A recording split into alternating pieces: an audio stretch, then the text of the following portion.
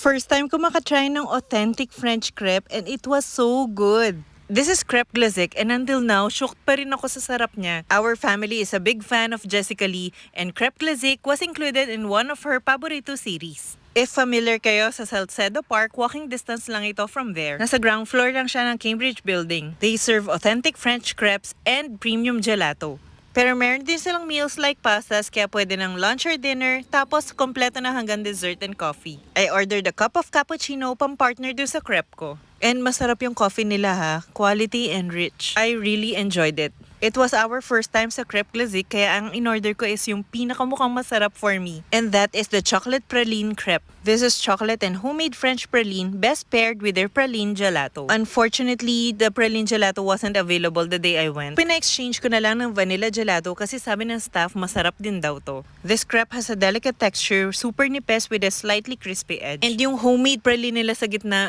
tastes like heaven. Ang sarap. And the vanilla gelato was also super good. They used real vanilla beans and bagay na bagay dun sa praline crepe. I really want to go back and matry yung iba pa nilang bestsellers. And perfect kasi nakita ko sa page nila they have a newly opened branch sa Uptown BGC.